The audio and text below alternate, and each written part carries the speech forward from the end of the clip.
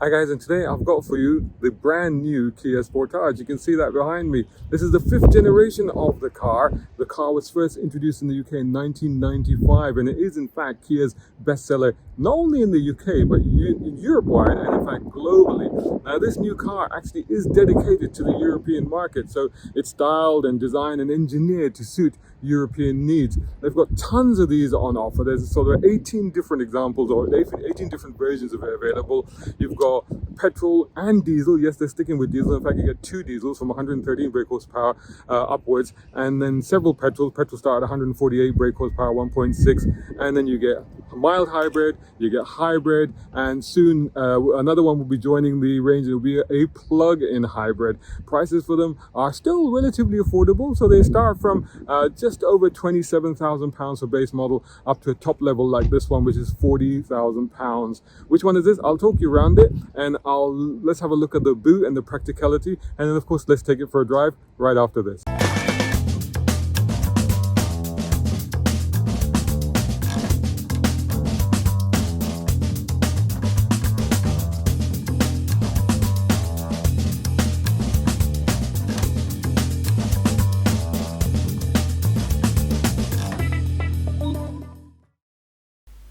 So as I was saying, this is the all-new Kia Sportage. It's available in multiple different trim configurations.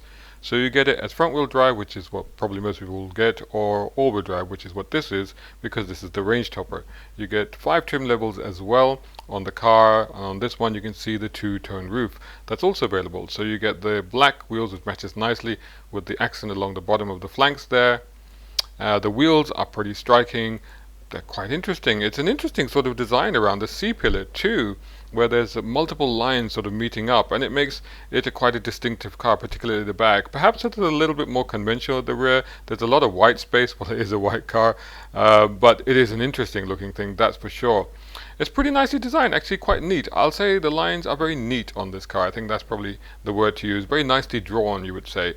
That's probably the best way to describe it. Now this is a bigger car. It's on the new N3 platform, which I believe is shared with the larger Kia Sorento. So it's 30mm longer, 10mm wider, 10mm higher, and the wheelbase is also 10mm wider or longer, which gives it more interior room. Now this particular car is a Kia Sportage 1.6 GT Line S Hybrid Automatic All-Wheel Drive. 40,245 pounds on the road, or 41,045 pounds as equipped in this particular case. So let me tell you about the car. It's got 1.6 4-cylinders, 16 valve, 226 brake horsepower. That gives it a 0 to 60 miles per hour acceleration time of about 8 seconds. It's not bad for a car in this segment. It's probably a little bit slower because of the heavier four-wheel drive, and it has a top speed of 120 miles per hour. Combined fuel consumption is 44.1 miles per gallon, and CO2 emissions is 146 grams per kilometer. Now before we look at the boot, I do just want to look at the front of this car, because that is quite striking. I think probably its most striking feature, with the headlights that are really far apart on this thing but presumably quite effective. It's got a new interpretation of the tiger nose motif that Kia use. It's a common thing, but it does make it quite distinctive. That's for sure a styling feature that makes this car, or the Sportage, a real standout amongst its crowd. Right then, let's take a look at the boot. Now this is a launch that I'm on, so I can't do the normal thing, can't take my time, so I'm a little bit rushed for time. So we're just going to go run through this very quickly. Any additional spec I have already put on the screen. As you can see, it's not bad at all in here. In fact, you get 591 litres of space in there, and that extends to 1,780 litres if you put the seats down. So let's put this back. That goes back like that, and then you can see the split folding rear seats there. That's the floor. You get handles at the back here to drop the seats, so that's quite handy, and of course you got hooks as well. And then also down here on this side you have a power supply, and I guess that's for a net as well. Yes, because you can see that on that side as well. Now under the floor here you also have quite a lot more space. In fact, these quite deep bins and quite a good level of compartmentalization, if you like, down here. There's a mobility kit, so that's a tire repair kit, so no spare tire, just a tire repair kit. And the floor is removable, So I guess you could move all of that out if you needed more luggage space, and that'd be quite useful. So here we are. This is the first time I'm getting in here. I have already set that seat for myself. I'm 6'2" with long legs, as you can see. That is not proving to be an issue. I've got loads of room here for my knees. It's not even jarring against a little hook that I've got there, which is quite handy. By the way, micro USBs, or what are they? USB-C. I keep calling them micro USBs and people keep correcting me. USB-C plugs on this one at the back here. One on this one and one on this one. So 2 of those, that's quite handy. So loads of room for my leg. This is no problem at all. There's a panoramic roof on this thing, but that's not causing any issues. Elbow room is good. The only thing I would say is maybe for the feet, no, it's not too bad. There's enough wiggle room. It's just here on the shins, it just comes in a little bit, but it's not too much of an issue. You have vents with actual controls as well. A little pocket there, another hook there, like I said, that in the pocket. The trim on this is really nicely done because this is obviously top of the range one. So this is leather and Alcantara here, which is quite nicely done. Headrest and all the rest of it. Isofix child seat, anchor points as you would expect. Then you get your center armrest with 2 cup holders. You can fold that away if you want, and there you go. Nice little arrangement here as well, so you can actually hang stuff on the back of these headrests. So yeah, pretty nice back here. Time to see what the front is like. Quite different, I think.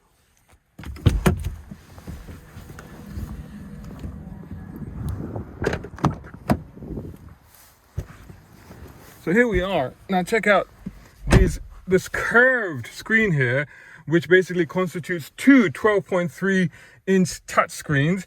Look at this. I just want to show you the movement on that. Look how far. Let me be quiet so you can try and hear that. No sound at all. Isn't that sweet? Look how far Kia quality has come. In there, of course, you've got a power supply, wireless charging, USB-C, and a regular USB, which I'm going to use in a minute. Engine start button is here. When I do that, no sound because this is a hybrid, so it's running on electric power. In the background, you can see the lineup of Kia Sportages waiting to be driven by the media here. And as you can see, 2 screens light up, digital. Driver 1, driver 2. So again, I'm on an event here. This is literally the first time I've gotten into this car, so it's going to take me a while to understand, how all of this works. I need to adjust that steering wheel. That's okay. Yeah, it's adjustable. And that's a little bit better for me, so it clears a little bit more room for me. Actually might need to go back just a little bit. Yeah, that's fine. Over here you've got some very interesting design mirroring the sort of outside exterior designs on the front and the back. You've got some nice bit of trim there. It's all really nicely done. The quality, the feel-good factor is very high. That's not soft touch, but the feel-good factor in terms of the trim and everything that you've got is really nice. Over here you've got a split control, so you've got you can do the climate control, and you click that and it changes to sat nav and all the rest of it. That I think will come to life when I plug in, maybe if I press media, see that's what happens there. So that all comes to life. That's really nice. Down here you've got heated seats, cooled seats, heated steering wheel. So very well equipped, this particular car. A knob for the transmission, and you got terrain. So if I click terrain, does it tell me? Yeah, I've got over here options. So I've got mud, sand, it changes a little bit, mud, and then I've got snow. So those are the 3 options I've got in terrain. Click it again, it goes back into drive. Look at the graphics on this thing. Over here, nice arrangement with so I can actually get rid of these. So the engine just came on. If you notice, that's probably because of the fact that the hybrid's gone. All right, we need to recharge that a bit. So you click that and that comes out. That's pretty good movement, isn't it? And then you've got a deep cubby box here as well. Volume control. We'll see what the stereo is like on the go. This is a very, very well spec car. Obviously, this is the top of the range one. I'll put a lot of these stats and information on the screen because of time. But I mean, it's got just about everything on the car. Android Auto, Apple CarPlay, Harman Kardon premium sound system, 360-degree around view. Let's see how that works. There you go. Yep, that is definitely 360-degree around view. All the safety features you can imagine, the multi-collision, brake assist, trailer stability, tire pressure monitoring, blind spot, highway driving assist, parking collision avoidance assist, remote parking assist. Oh my goodness. Hill start, pedestrian cyclist junction turning, detection, all of that sort of stuff. So I think the thing to do now is to take it for a drive and see what it's like on the go.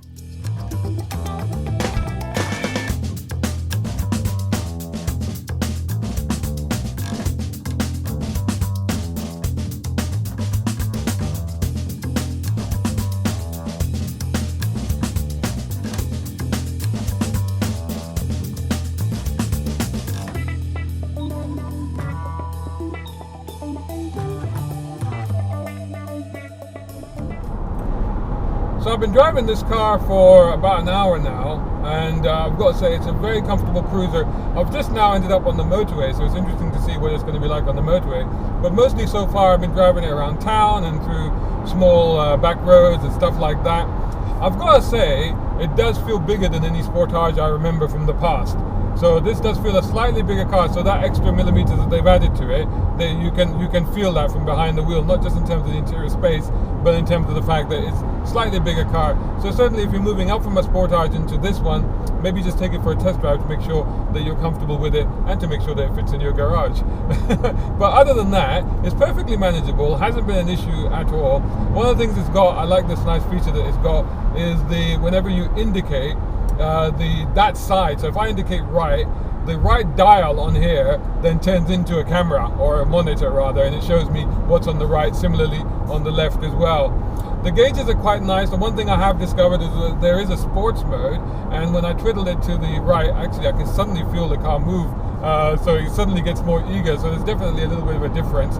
And I think the steering weightens up a bit, it also feels like to me. And then the dials just go all red. They all sort of get sort of sporty and red, as a sort of typical thing that happens with these things. But we'll leave it in eco for now. I saw as much as 42 miles per gallon when I was doing the towny bit. The mileage is now, I guess that's mostly because it's being a hybrid, it was probably mostly running on electric, and you could certainly hear, you could certainly not hear the engine, so that certainly proves the fact that it was. But now that it's on the motorway, it's dropping down to, it's about 36 at the moment, 36.4, which is still quite reasonable, showing a range of 300 miles on, I would say, 3/4 tank at the moment. So that's not too bad at all.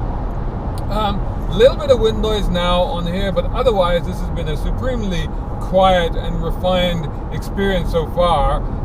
Very much a big car sort of feel, a big car sort of attitude to it, an executive car sort of feel to it. Very smooth, very refined, everything just feels nice to the touch, very smooth. What's the ride been like around town? Again, actually very good, it hasn't been jarring in any way whatsoever, and again that nice little feature where I can see the side in the monitor here as it comes up from a camera on there. So the ride itself, I think, has been very impressive for the sort of vehicle it is. The damping is very good, the composure is very good. It's not a car, obviously it's not a sports car, so it's not a one that you're going to throw around and you're going to feel comfortable in it, but so far I haven't had the opportunity to really throw it around. Certainly under conditions of driving it in town and driving it in urban and semi-urban areas, it's spot on. One of the things that they say about this car, obviously, is that it's been designed with Europe in mind. It's been specifically tailored for our market, for our needs, for our roads. So that's one of the things that they have clearly focused on, and they made it very appropriate to that. Now right now I'm on the motorway and I'm in the left lane. Very often the left lane is the one that's not great, normally pitted because of all the trucks are on it. But here again, it's very smooth, very stable. I'm just feeling a little bit of brittleness every now and then. That's coming up from the road, but it's not from the suspension at all. The suspension is damping everything very, very nicely. So far in terms of seating, it's not been a problem. I did move the seat back just a little bit to accommodate my longer legs. I don't think that would have impacted the space behind me at all compared to what I was looking at before. The screen is massive here, works really well. One of the things I was a little bit concerned about when I got into this car, seeing that this is a curved one-piece sort of screen over here, I thought that, and it's got no hood or anything, so I thought it might be quite adversely affected by sunlight and reflections and glare, but that hasn't been the case actually, and I don't know if that's maybe because it has a sort of matte-like finish to it, or maybe just the way that it's been positioned. So far, although it is quite a sunny day today, it really hasn't proven to be an issue, so that's pretty good as well. So pretty crisp, pretty clear. I like the way the controls are down here, the way that they switch between, the nav and the infotainment and the climate control. So that's pretty good as well. So an opportunity now to put it into sports mode and to punch it a little bit. And you can see that definitely the way that the engine responds, or the throttle responds, changes when you put it into sports mode. I do feel the steering gets a little bit stiffer. I think the suspension is pretty much the same. I'm not feeling it being any more jarring or brittle, but it will pick up road surfaces, but it's not uncomfortable in any way whatsoever.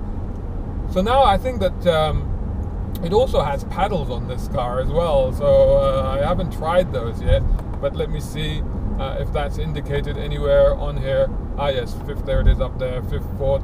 Oh yes, you can feel the changes, and the changes are pretty quick. That's not so bad, and you know, I think that could be something interesting to try. Let's just leave it in manual for now.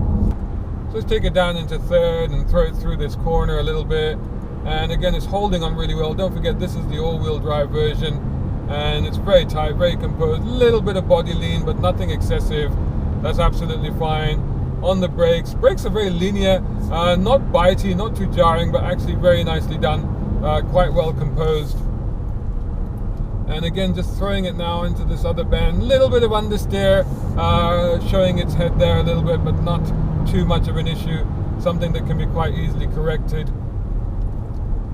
Just turning it again, yeah, it holds on a little bit. Maybe this front was sliding just a little bit, but not anything to be concerned about. It is a little bit slippery today on this particular road, although it hasn't been raining, and again, with the all-wheel drive, there's an added level of reassurance.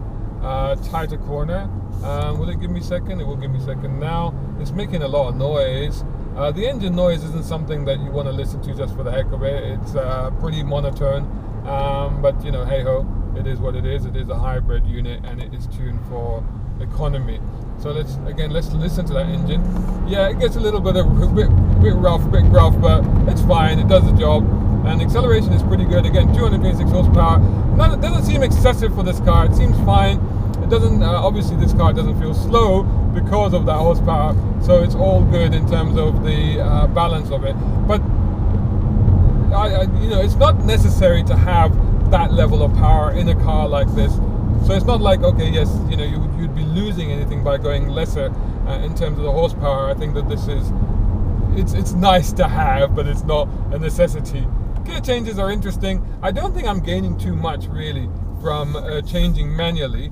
It's not the most satisfying of events to change the gear. Let's see if I go back. Yeah, it goes back in. So if I just twiddle the knob, it goes back into drive.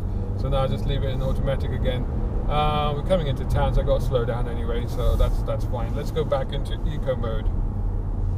Again, the screen does that nice graphics things where, you know, it's doing all of this sort of images are changing and rotating, and the dials are all changing to something else. So that's all kind of cool.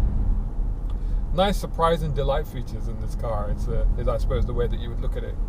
Visibility hasn't been an issue. You can certainly see where the bonnet is. It doesn't immediately drop out of view, so you can sort of place it quite easily. And looking all around is not bad. I've opened the blind on the sunroof now, so it feels a bit airy and more spacious actually with that open. And visibility is aided by these quite large and useful mirrors as well. So that's quite good as well. The rear window maybe is a little bit smaller than you might expect, but it hasn't been an issue at all. So an hour I've spent in this seat so far, and it's been quite comfortable. Not too much of an issue. The headrest I did have to move up a little bit because of the shape of it. It was quite unique in the sense that the lower part was sort of digging into my neck a little bit, but once I moved it up, that wasn't a problem anymore.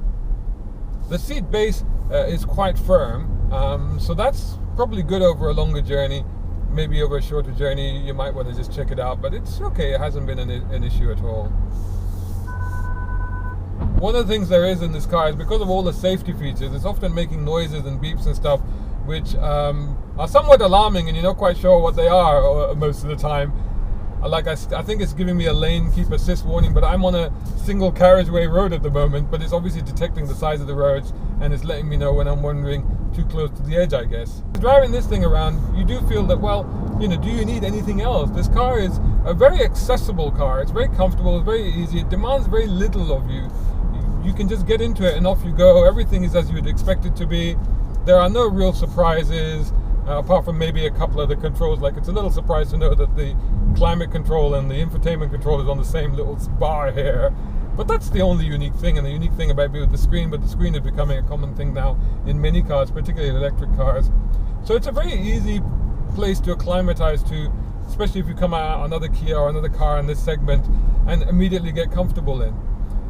Driving it around, very smooth, very easy, no problem. Seems the right sort of size for the city and for urban environments. Having said what I was saying earlier, you know, I'm getting more and more comfortable with the car. Overall then, there's very little reason not to get the car. You know, and it's one of those cars where when you start to weigh it up, when you start to go through the checklist and, you know, balance the options and the odds and pros and cons and all the rest of it, and you go, well, actually, it's a good car. You know, and any impressions or any concerns that you might have over quality or the feel-good factor or anything like that, that's all out the window, because this feels fantastic, you know. And it does feel like, oh yeah, I've bought a decent car. That's what it feels like. You get into something like this, you look around, you go, yeah, this is all right, actually. I've done okay. I'd be happy to show this off to my mates, you know. It's that sort of car. And I'm sure that the family would be happy in it as well, because of the fact that it is accommodating and it has all those features. So here we are now in, as you can see, a manual version. So yes, with all the different configurations that you get of this car, you also get a manual one. This is a manual with a front wheel drive. So it's a different one to the other one. We'll take a short drive in this one as well. What's it like? We still get the screen. There you go. That comes on, the Kia logo comes on, and you still get that unique console down here. And to be honest, it's still very well equipped. I mean, it still gets the USB-C plugs in the back seats. The car itself is 1.6 4-cylinder. It's 148 brake horsepower, 0 to 60 miles per hour in 9.9 seconds, top speed of 113 miles per hour. Fuel consumption figure combined is 41.5 miles per gallon. CO2 is 154. And once again, it's very well spec'd. So even this model, you know, which is priced at, so this is not the base actually. This one is priced at $30,945. It's a 1.6 T-GDi 3 manual transmission front wheel drive. And it has all of the usual safety features and all of the rest of it. So we'll see what it's like on the go. Let's just take it for a drive. I've checked the boot space is pretty much identical to the other car. And also the rear compartment is the same. And like I said, it's still got all the features in it as well. It's just that this one has these cloth seats with this kind of fox leather trim, I suppose, on the outside. But other than that, it's almost identical in here. Time to take it for a drive. So immediately, it's a tricky one. You cannot call this car sportier than the other one. It's certainly not quicker because of the stats and the figures. However, what happens with a manual gearbox and a clutch pedal, and the level of, what's the word I'm looking for? Down-to-earthness that you suddenly get with this sort of layout of car, you suddenly get a more engaging experience. So it's not, I wouldn't say it's a sportier experience, but it's certainly a more engaging experience where suddenly the car feels a little bit more analog. It feels a bit more interactive.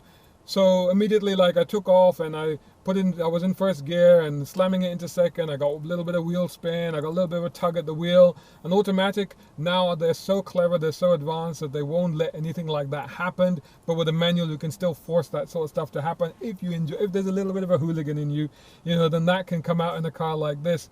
Straight away, the initial impression is of not being shortchanged with this car. Like I said, it seems to have everything that the other one had, apart from maybe the cloth trim and stuff like that. But when you look down here, obviously, the fancy cup holders are not there. The all-terrain control is not there, and even the Eco Sports mode, I don't know if it has an Eco Sports mode, but there certainly isn't a knob for it that I can see. And oh, hang on a minute, it does say drive mode here. Ah, yes, so we do have, okay, yes, so here we go, and the dials have, so you even get that. You just don't get the knob, but you still get the sports mode, and actually that's livened things up straight away. So again, the steering's just become a bit heavier, the car has just become, the throttle response has become a bit livelier, and it's just nice. The changes are the clutch is very light, the take-up is very quick and very easy. There's not much of a bite, so it's pretty straightforward. Can you heel and toe? Yes, you can. Even in my boots, you actually can heel and toe, so that's quite nice. So honestly, you could do with a little bit more torque a little bit more instantaneously. But just like chucking it around these little roads now and using the gearbox, third gear is pretty good for this. Second gear if you encounter a really tight corner. Fourth gear you don't really need when you're doing this sort of stuff. So generally that's quite entertaining. Back into a 30 now. I'm going to leave it in sports mode because why not? You know, when you have it in automatic, the reason that you sometimes have to put it back into a normal mode is because the gear changes can be a little bit more abrupt. That wasn't really the case in the other Sportage, but I'm just speaking generally. This is what happens when you have these systems in an automatic car. With a manual, of course, that doesn't make a difference because the manual you are making the changes, so you can be as aggressive or as abrupt or as soft as you like, really. Down on power though it might be, I'm enjoying this a little bit more. So that's one thing straight away. You may think you're losing out, but if you really like to engage with the driving experience, you may find that this is a better option. And again, it's front wheel drive, so you get a little bit more of a tug, a little bit more torque steer as we used to know it from the front compared to the all-wheel drive version. Accelerating up in third gear actually without changing down, and it still seems to be moving pretty good. So the pull is good with this engine. The pull is strong with this one. Up into fourth, and the gear change is very sweet actually. A little bit long throw. That's not altogether surprising, I suppose, but generally quite precise. I tell you what, the throttle response just it feels a little bit more eager in this car, I have to say. This is actually the one to have, definitely, if you want to get a little bit of kick out of driving this thing. It's in third gear. That's pretty good response, just for the heck of it. I'm going to go back down into second. So when you get over 3,000 RPM, the torque suddenly kicks in, and actually it's pretty strong. It actually does want to pull the car along quite well. So enjoyable indeed. I gotta say, this is a good little motor. It even sounds a little bit rottier and it's all a bit unhinged, this one. Whereas there's a clear identity difference between the other car and this one. That one was refined and sophisticated, mature, grown up. It wants to deliver an effortless and comfortable experience. This one's a bit mental. This one is a bit boy racer. It makes more of less. Put it that way. Definitely makes more of less. And in a good way. This is a tricky one to call, honestly, but I know everybody likes their comfort features. They like to go top spec. People these days, they like to have an automatic gearbox. But if it was my money, I think I'd be putting it on this one. Oh man, it really pulls. And it wants to do stuff that the other car did not want to do. Even though it's front wheel drive and it's kind of grappling a little bit, it's really trying to find where the grip is and stuff like that, but it's pulling along nicely, and it's not suffering from too much understeer. In fact, I would say that the all-wheel drive probably had more understeer. This one has initial understeer until it sort of finds grip, and then it kind of goes. It's like, okay, I've got the grip now, let's go. So it's very keen. The ride is perhaps a little bit more fidgety, but it's fine. It feels like a little bit floaty, but I don't think that's entirely fair. Maybe just that section it did. I gotta say, my money would be on this one. So there you go. That's the rather weird, I suppose, conclusion to this review of two versions of the same car, but how very different in a sense. There you go. Hope you enjoyed the review. Let me know what you think of it. Let me know which one you would get. Let me know what you think of the new Kia Sportage. Catch you in the next one.